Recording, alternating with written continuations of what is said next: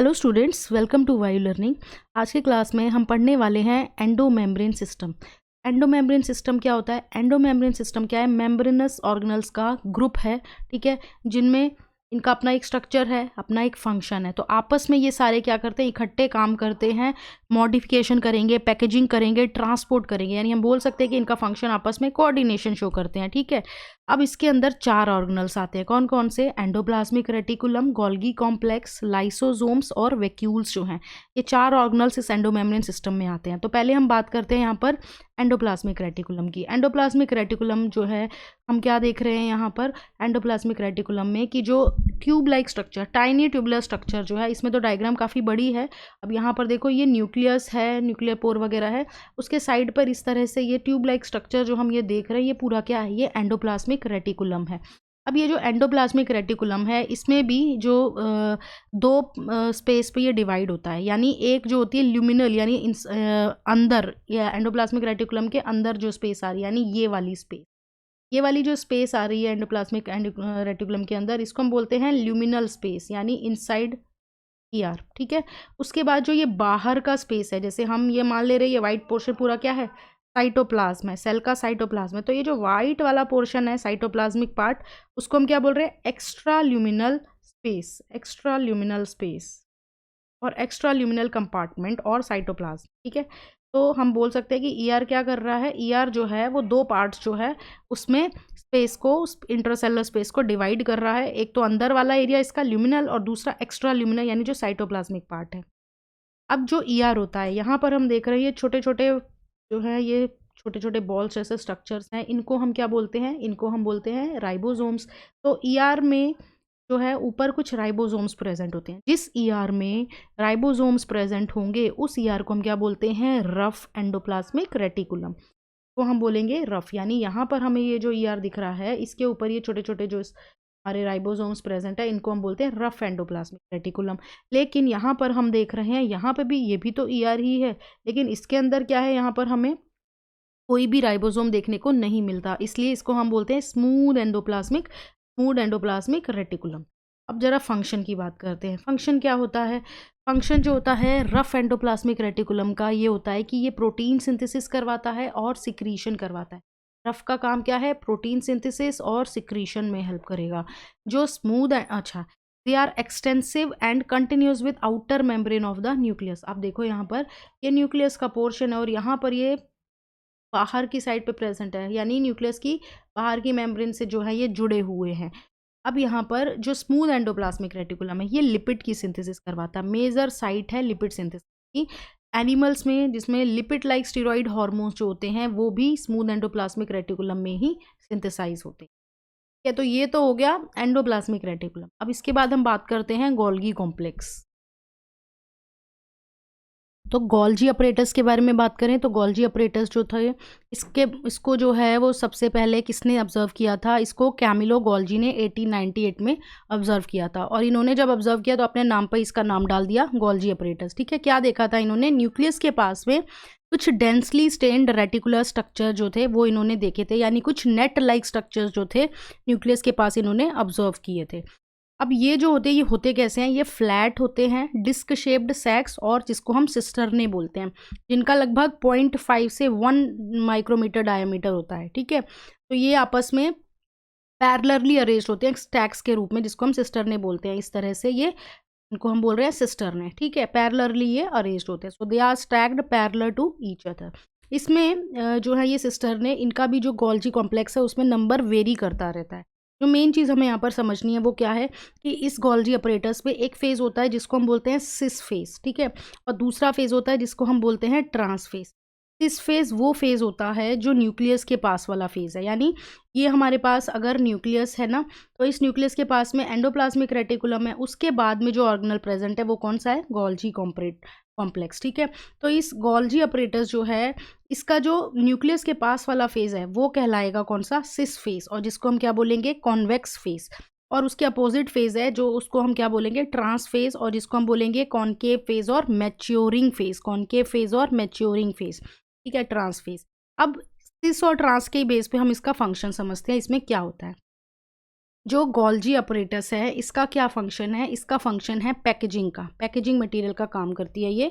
और जो भी पैक करेगी वो क्या करेगी, या तो सेल के अंदर ही उसको डिलीवर कर देगी या सेल के बाहर उसको सिक्रीट करवा देगी, ठीक है। तो यानी हम कह सकते हैं, हम क्या कह सकते हैं कि जैसे हमारे पास ये न्यूक्लियस था और ये एंडोप्लाज्मिक रेटिकुलम था। इस एंडोप्लाज्मिक रेटिकुलम में भी क्या थे, दो तरह के थे, आरईआर रफ और एसईआर, ठीक है। रफ के अंदर क्या हो रहा था, राइबोसोम्स प्रेजेंट थे तो प्रोटीन्स बन रहे थे, ठीक है। और स्मूथ के अंदर क्या बन रहा था, लिपिड्स की सिंथेसिस हो रही थी, ठीक है। तो यहाँ पर इनका क्या होगा, इन प्रोटीन्स और लिपिड्स ये बन के एंडोप्लाज्मिक रेटिकुलम में थोड़ी ना रहेंगे, ये ट्रांसपोर्ट होंगे।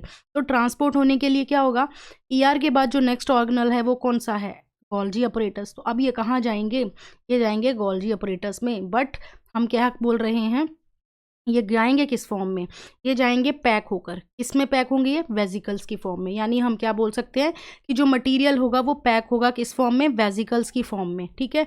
यानी यहाँ पर हम बोल सकते हैं कि ये वेजिकल है, इसके अंदर प्रोटीन प्रेजेंट है जो ईआर से आया है, ये वेजिकल है, इसके अंदर लिपिड प्रेजेंट है जो ईआर से आया है। और फिर इसके बाद ये वेजिकल कहाँ फ्यूज़ होगी, सिस फेज में और कॉन्वेक्स फेज में जो होगा गोल्जी अपरेटस का, उसमें फ्यूज़ हो जाएगी, ठीक है। और जैसे यहाँ पर इस सिस फेज में ये वेजिकल फ्यूज़ होते होते पूरे में आपस में अलग अलग सिस्टर्ने में जब जाएगी तो यहाँ इसका क्या होगा, मॉडिफिकेशन होगा। मॉडिफिकेशन में क्या है, इन प्रोटीन्स के ऊपर से कुछ चीज़ें हटा दी जाएंगी, कुछ चीज़ें इनमें लगा दी जाएंगी, यानी कुछ ऐड होगा और कुछ रिमूव हो जाएगा। तो यहाँ पर क्या हो रहा है, मॉडिफिकेशन हो रहा है सिस्टर्ने में, किसका, प्रोटीन्स का, जो भी लिपिड्स आ रहे हैं उनका, ठीक है। तो यहाँ पर हम क्या बोल रहे हैं कि जब ये पूरी तरह से सिस्टर्ने में मॉडिफाई हो जाएंगे फिर ये कहाँ पहुँचेंगे, ट्रांसफेज में। ट्रांसफेज में जब ये पहुंचेंगे फिर या तो क्या होंगे, सेल के अंदर ही सिक्रीट हो जाएंगे या फिर सेल के बाहर सिक्रीट हो जाएंगे, ठीक है। तो इसीलिए यहाँ पर हम क्या बोलते हैं कि गोल्जी अपरेटस जो है, गोल्जी अपरेटस जो है ये क्या है, इंपॉर्टेंट साइट है किसकी, ग्लाइकोप्रोटीन्स के फॉर्मेशन की और ग्लाइकोलिपिड्स के फॉर्मेशन की। ग्लाइकोप्रोटीन्स और ग्लाइकोलिपिड्स मतलब कि अगर हमारी वेजिकल्स हैं उनके अंदर अगर प्रोटीन्स प्रेजेंट है तो हमने बोला कि सिस्टर्ने में मॉडिफिकेशन हो रहा है, तो यानी इन प्रोटीन्स के ऊपर क्या कर देंगे हम, कार्बोहाइड्रेट ऐड कर देंगे, तब हम इनको क्या बोलेंगे, ग्लाइकोप्रोटीन। ऐसे ही ग्लाइकोलिपिड्स जो हैं, अगर वेजिकल्स के अंदर क्या प्रेजेंट है, लिपिड प्रेजेंट है, तो इनके ऊपर कार्बोहाइड्रेट लग जाएगा तो ये बन जाएंगे ग्लाइकोलिपिड। इसीलिए गोल्जी अपरेटस में ग्लाइकोप्रोटीन्स और ग्लाइकोलिपिड्स का फॉर्मेशन होता है, ठीक है। तो ये होगा इसके फंक्शन। नेक्स्ट ऑर्गेनल जो है वो हम बात करेंगे अब लाइसोसोम की।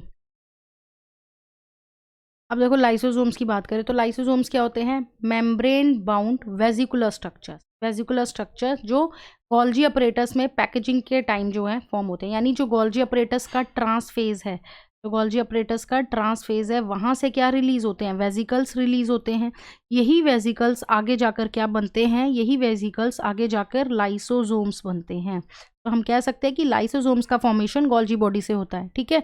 अब यहाँ पर लाइसोसोम का स्ट्रक्चर देखें तो इसमें क्या प्रेजेंट है, इसमें मेम्ब्रेन प्रेजेंट है, इसी मेम्ब्रेन पे कुछ प्रोटीन्स हैं, इनको हम ट्रांसपोर्ट प्रोटीन्स बोलते हैं। ये ट्रांसपोर्ट प्रोटीन्स के ऊपर एक लेयर होती है कार्बोहाइड्रेट की, तो अब हम इनको क्या बोलते हैं, glycosylated transport proteins, glycosylated transport proteins. क्यों वो करते हैं हम इसके ऊपर ये कार्बोहाइड्रेट की लेयर ऐड, ताकि ये हाइड्रोलिटिक एंजाइम्स जो हैं इससे हम इस मेम्ब्रेन को प्रोटेक्ट कर सकें, इसलिए हम इनको ग्लाइकोसाइलेट कर देते हैं, ठीक है। अब यहाँ पर हमने क्या बोला कि हाइड्रोलिटिक एंजाइम्स होते हैं, तो यहाँ पे कौन कौन से होते हैं, लाइपेजेस, प्रोटीएजेस, कार्बोहाइड्रेजेस, ये सारे जो हैं एसिडिक पीएच पे एक्टिवेट रहते हैं। यानी जो ये लाइसोसोमल वेजिकल्स होती हैं इनमें बहुत सारे हाइड्रोलिटिक एंजाइम्स प्रेजेंट होते हैं। ये एंजाइम्स क्या करते हैं, डाइजेस्ट करते हैं कार्बोहाइड्रेट्स को, प्रोटीन्स को, लिपिड्स को, न्यूक्लिक एसिड को। तो एक तरीके से हम बोलें कि सेल के अंदर लाइसोसोम का काम क्या है, सेल के अंदर लाइसोसोम क्या करते हैं, जो वेस्ट होता है उसको रिमूव करते हैं, यानी क्लीनिंग कर देते हैं। क्लीनिंग कैसे करते हैं, उसको डाइजेस्ट करके, यानी अगर कोई फॉरेन सब्सटेंस आ गया सेल के अंदर या कोई वेस्ट पड़ा है सेल के अंदर जितना भी, ठीक है, उस सबको ये क्लीन कर देंगे, ठीक है, डाइजेस्ट करके क्लीन कर देंगे, क्योंकि इनके पास बहुत सारे हाइड्रोलिटिक एंजाइम्स होते हैं। हम इनको लाइसोसोम्स को सुसाइडल बैग्स भी बोलते हैं, हम इनको लाइसोसोम्स को सुसाइडल बैग्स भी बोलते हैं। क्यों बोलते हैं हम इनको सुसाइडल बैग्स, मान लो सेल जो है उसमें कोई डैमेज हो गया, सेल में कोई डैमेज हो गया, तब क्या होगा, ये क्या करेंगे, अपने एंजाइम्स रिलीज़ कर देंगे। तो ये एंजाइम्स रिलीज़ करेंगे तो ये एंजाइम्स क्या करेंगे, ये एंजाइम्स क्या करेंगे, डाइजेशन शुरू कर देंगे सेल का, पूरे सेल को डिस्ट्रॉय कर देंगे। तो इसको हम क्या बोलेंगे, इसको हम बोलेंगे ऑटोलिसिस हो गई, ठीक है, ऑटोलिसिस हो गई सेल की। तो हम इसीलिए इस वजह से इसको सुसाइडल बैग्स बोलते हैं सेल का। अब ये तो हो गया लाइसोसोम। अब नेक्स्ट जो है वो हम इसमें लास्ट जो एंडोमेम्ब्रेन ऑर्गेनल होता है वो है वैक्यूल। तो वैक्यूल की बात करें तो वैक्यूल क्या होता है? वैक्यूल मेम्ब्रेन बाउंड स्पेस जो साइटोप्लाज्म में प्रेजेंट होता है, ठीक है। यानी हम साइटोप्लाज्म में क्या देखेंगे? वैक्यूल को देखेंगे। अब अगर हम वैक्यूल में देखें तो क्या चीज़ें होती हैं इसके अंदर? इसके अंदर सेल सैप होता है, यानी हम क्या बोल सकते हैं, इसके अंदर वाटर है, सैप है, एक्सक्रीटरी प्रोडक्ट है, और वो सारे मटेरियल जो सेल के काम का नहीं है वो सब कुछ इसके अंदर प्रेजेंट होता है वैक्यूल में। यानी जितना भी वेस्ट मटेरियल है वो वैक्यूल के अंदर है, ठीक है, और साथ में वाटर वगैरह है। वैक्यूल की जो मेम्ब्रेन होती है उसको हम क्या बोलते हैं? उसको हम बोलते हैं टोनोप्लास्ट, ठीक है। टोनोप्लास्ट बोलते हैं हम वैक्यूल की मेम्ब्रेन को। वैक्यूल जो होते हैं प्लांट्स के अंदर, अगर हम प्लांट सेल देखें तो प्लांट सेल का वैक्यूल कितना बड़ा होता है, तो हम बोल सकते हैं कि 90% वॉल्यूम जो होता है वो प्लांट सेल में वैक्यूल ही ऑक्यूपाई कर लेता है, ठीक है। अब बात करते हैं इस टोनोप्लास्ट का काम क्या होता है। प्लांट के अंदर ये टोनोप्लास्ट क्या करती है? ट्रांसपोर्ट करवाती है किसका? आयंस का, कुछ और मटेरियल्स का, अगेंस्ट द कंसंट्रेशन ग्रेडियंट। यानी हम क्या बोलेंगे कि वैक्यूल्स में जो है वो आयंस का कंसंट्रेशन कैसा है? हाई है, ठीक है। और साइटोप्लाज्म में आयंस का कंसंट्रेशन कैसा है? लो है, ठीक है। तो यहाँ पर क्या करेगी ये टोनोप्लास्ट? लो टू हाई जो है वो ट्रांसपोर्ट करवा रही है, यानी साइटोप्लाज्म से वैक्यूल में जो है वो ट्रांसपोर्ट करवाएगी, ठीक है। यानी यहाँ पर क्या लगेगा? यहाँ पर एटीपी लगेगी। तो जब एटीपी लगती है ट्रांसपोर्ट में, तब उस तरह का ट्रांसपोर्ट क्या कहलाता है? Active transport. तो हम यहाँ पे क्या बोल सकते हैं कि जो टोनोप्लास्ट होती है वो एक्टिव ट्रांसपोर्ट करवा, ठीक है। ये हो गया टोनोप्लास्ट का फंक्शन। अब बात आती है अमीबा के अंदर। अमीबा का जो कॉन्ट्रैक्टाइल वैक्यूल होता है वो क्या काम करता है? वो एक्सक्रीशन में हेल्प करता है, वो ऑस्मो रेगुलेशन में हेल्प करता है। लास्ट में हम बात करते हैं प्रोटिस्ट की। प्रोटिस्ट के अंदर क्या होता है? फूड पार्टिकल्स को एनगल्फ करता है इनका वैक्यूल। इस तरह से फूड वैक्यूल्स इनमें फॉर्म हो जाते हैं।